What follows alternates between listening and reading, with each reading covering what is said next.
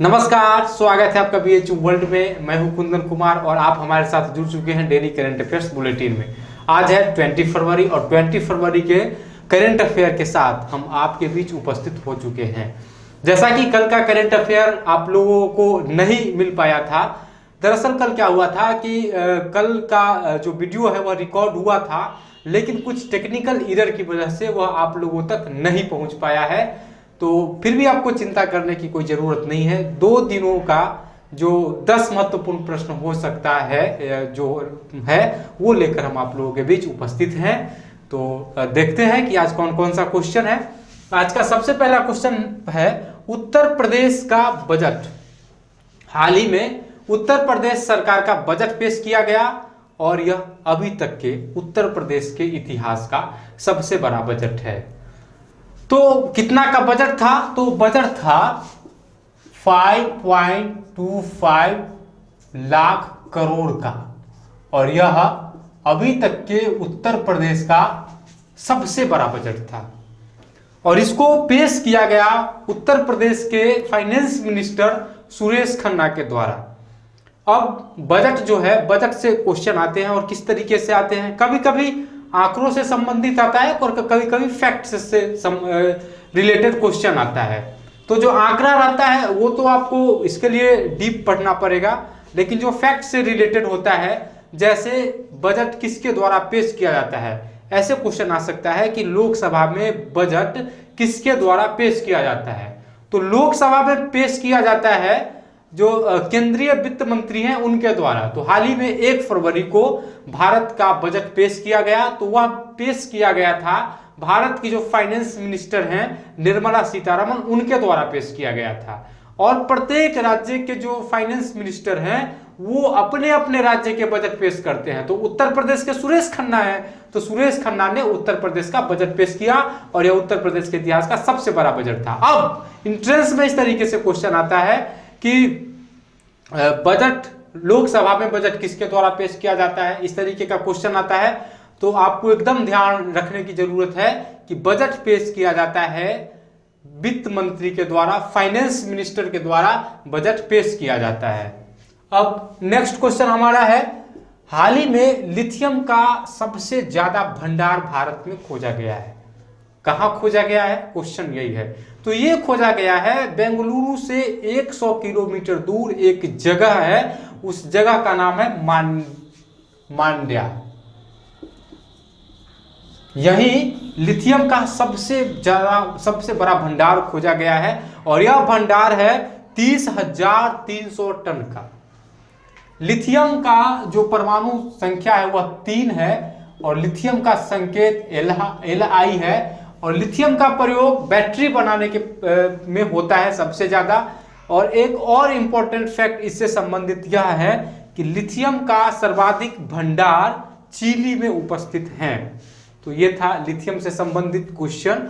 और जो भी इससे और विशेष चीज होगा, जैसे किसका इलेक्ट्रॉनिक विन्यास क्या होता है, तो ये सब जो चीजें हैं वो आपको केमिस्ट्री के टीचर पढ़ाएंगे। हम तो करंट अफेयर के हैं और जो भी क्वेश्चन होता है तो हम चाहते हैं कि उस क्वेश्चन के उसके विषय से जाकर के मिला दे, कोऑर्डिनेट करें, ताकि आपको चीजें ज्यादा समझ में आए। और यही पढ़ने का तरीका है कि आप कुछ भी पढ़ते हैं, आपको हम करंट अफेयर पढ़ाते हैं तो इसमें कभी कभी हिस्ट्री, ज्योग्राफी, पॉलिटी, इकोनॉमिक्स सभी विषयों के बारे में थोड़ा थोड़ा जानने का भी आपको ऑप्शन मिलता है। इससे क्या होता है कि आपका रिवीजन भी होते रहता है। चलिए नेक्स्ट क्वेश्चन की ओर चलते हैं। नेक्स्ट क्वेश्चन हमारा टोक्यो ओलंपिक से संबंधित है। इससे पीछे भी हम टोक्यो ओलंपिक के बारे में बात किए थे, आज भी हम टोक्यो ओलंपिक के बारे में बात करेंगे। और आज का जो विषय है वह टोक्यो ओलंपिक के ऑफिशियल मोटो से संबंधित है। हाल ही में इसका ऑफिशियल मोटो घोषित किया गया है और इसका जो ऑफिशियल मोटो है वह है United bye motion.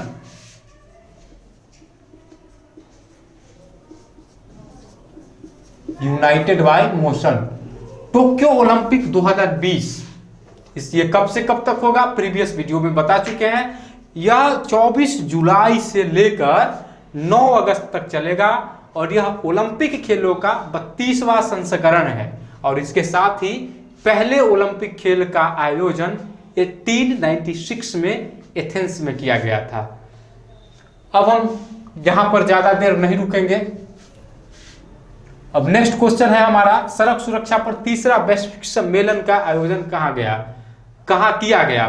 Road safety पर तीसरा यूनिवर्सल कॉन्फ्रेंस का आयोजन स्टॉकहोम में किया गया, जो स्वीडन की राजधानी है। और इस आयोजन का मुख्य उद्देश्य था सड़क हादसों में जो लोगों की मृत्यु होती है वैश्विक स्तर पर, उसको कम करने पर इस पर व्यापक विचार विमर्श हुआ। और इसमें भारत का प्रतिनिधित्व कर रहे थे भारत के ट्रांसपोर्ट मिनिस्टर श्री नितिन गडकरी। और इसका आयोजन हुआ 19 से लेकर के 20 फरवरी तक। अब नेक्स्ट क्वेश्चन हमारा है, हमने टॉपिक रखा है इसका प्रतिबंध। हाल ही में नाडा ने एक खिलाड़ी को प्रतिबंधित किया है ड्रग्स लेने के कारण, और उस खिलाड़ी का नाम क्या है? तो उस खिलाड़ी का नाम सबसे पहले हम जान लेते हैं। उस खिलाड़ी का नाम है अमित दहिया, और ये जेवलिन थ्रोअर है। और ड्रग्स के चलते इनको 4 सालों के लिए प्रतिबंधित किया गया है। 4 साल तक यह कोई भी खेल नहीं खेल सकते हैं। अब यहाँ पे एक शब्द आया है नाडा, NADA। इसका फुल फॉर्म होता है नेशनल एंटी डोपिंग एजेंसी। अब नेक्स्ट क्वेश्चन हमारा है, वहां चलेंगे। भारत के दूसरे सबसे अमीर व्यक्ति, हाल ही में फोर्ब्स पत्रिका के द्वारा भारत के सबसे अमीर व्यक्तियों की सूची जारी की गई, जिसमें भारत के सबसे अमीर आदमी होने का गौरव मुकेश अंबानी को प्राप्त हुआ। तो इस सूची में दूसरे नंबर पर कौन थे? तो इस सूची में राधा कृष्णन दमानी दूसरे नंबर पर थे, और यह डी मार्ट के संस्थापक हैं। अब क्वेश्चन पूछने का ट्रेंड भी बदला है। अब वैसा क्वेश्चन नहीं पूछा जाता है जो 2011-12 में पूछा जाता था। क्वेश्चन जो बनाता है उसको भी पता है कि सब पहले व्यक्ति का नाम तो याद रखता है, चलो उससे दूसरा पूछा जाए। तो इसलिए पहले का भी नाम याद रखिए, दूसरे का भी नाम याद रखिए। कुछ नहीं होगा, कम से कम जानकारी तो बढ़ेगी ना। चलिए नेक्स्ट क्वेश्चन की ओर चलते हैं। अरब देशों का पहला परमाणु बिजली घर किस देश में स्थापित किया जाएगा? तो ये स्थापित किया जाएगा संयुक्त अरब अमीरात में। संयुक्त अरब अमीरात, राजधानी इसकी अबू धाबी है। इसके बारे में हम आपको पीछे बता चुके हैं। और इसकी करेंसी जो है वह दिरहम है। और इससे जितने भी संबंधित महत्वपूर्ण फैक्ट थे वह 5 फरवरी के वीडियो में हम आपको बता चुके हैं। तो एक बार जाकर के आप रिवाइज कर लीजिएगा, सब चीजों को अच्छे से देख लीजिएगा। अब यहां से हम आपके लिए क्वेश्चन निकाल लेंगे, अभी इतनी आसानी से इसको नहीं छोड़ेंगे। यहाँ पे है अरब देशों का पहला परमाणु बिजली घर, जो कि संयुक्त अरब अमीरात में खोला जाएगा।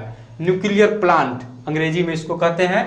तो भारत का पहला न्यूक्लियर प्लांट कहाँ खोला गया? भारत का पहला परमाणु बिजली घर खोला गया था तारापुर में, जो कि महाराष्ट्र में अवस्थित है। और आपके एंट्रेंस में क्वेश्चन आया था कि भारत का पहला परमाणु बिजली घर कहाँ खोला गया?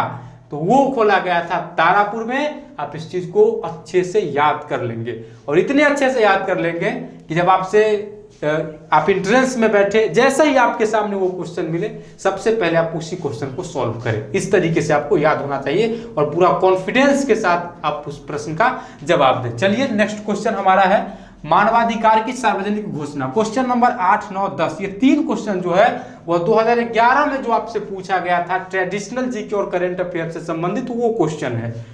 तो सबसे पहला क्वेश्चन इस सूची का है, मानवाधिकार की सार्वजनिक घोषणा, ह्यूमन राइट की सार्वजनिक घोषणा वैश्विक लेवल पर कब की गई थी? इंटरनेशनल लेवल पर। तो ये की गई थी 1948 में। 1948 में भारत को आजादी मिली, 1947 में।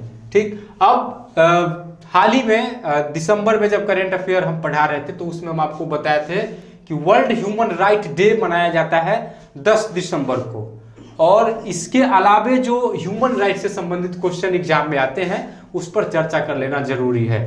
तो एक शब्द आप लोग जानते होंगे, NHRC। आज हम इसी पर बात करेंगे, नेशनल ह्यूमन राइट काउंसिल। इसकी स्थापना भारत में की गई थी 12 अक्टूबर 1993 को, 12 अक्टूबर 1993 को इसका मुख्यालय बनाया गया था नई दिल्ली में, और इसके पहले अध्यक्ष थे जस्टिस रंगनाथ मिश्र, और इसके वर्तमान अध्यक्ष जो है वो है जस्टिस एच.एल. दत्तू।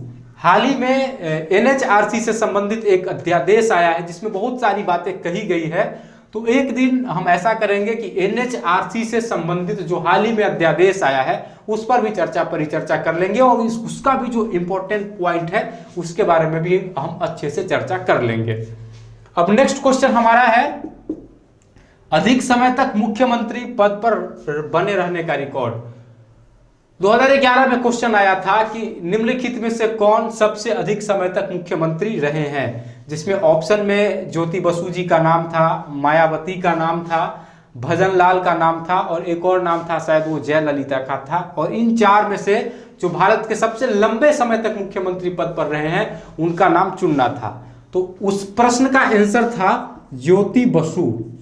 ज्योति बसु 23 साल 23 ईयर 148 डे तक पश्चिम बंगाल के चीफ मिनिस्टर थे, लेकिन अब यह रिकॉर्ड इनके नाम नहीं है। और ज्योति बसु जिस पार्टी से थे उस पार्टी का नाम था भारतीय मार्क्सवादी पार्टी, कम्युनिस्ट मार्क्सवादी, इसी तरीके से ये इनके पार्टी का नाम था।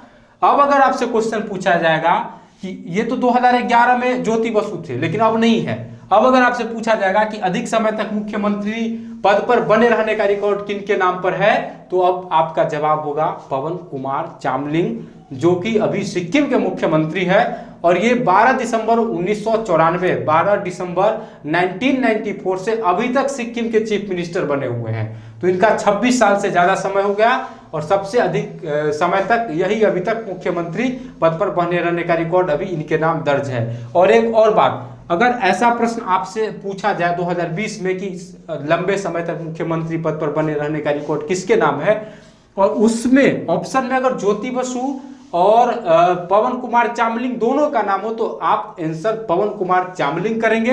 अगर उसमें पवन कुमार चामलिंग का नाम नहीं होगा और ज्योति बसु का नाम होगा तब आप ज्योति बसु करेंगे। अब कुछ और मुख्यमंत्री हैं जो काफी लंबे समय तक अपने अपने राज्य के मुख्यमंत्री हैं। नवीन पटनायक 2000 ईस्वी से उड़ीसा के मुख्यमंत्री बने हुए हैं, और बिहार के मुख्यमंत्री भी लगभग 15 सालों से अपने पद पर बने हुए हैं।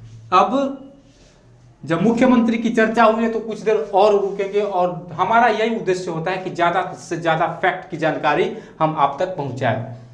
उत्तर प्रदेश में बनारस हिंदू यूनिवर्सिटी अवस्थित है, और आप उसी के एंट्रेंस की तैयारी कर रहे हैं, तो हो सकता है कि उत्तर प्रदेश से क्वेश्चन पूछे, और पूछता भी है, कई बार पूछ चुका है कि उत्तर प्रदेश के पहली महिला मुख्यमंत्री का नाम क्या है।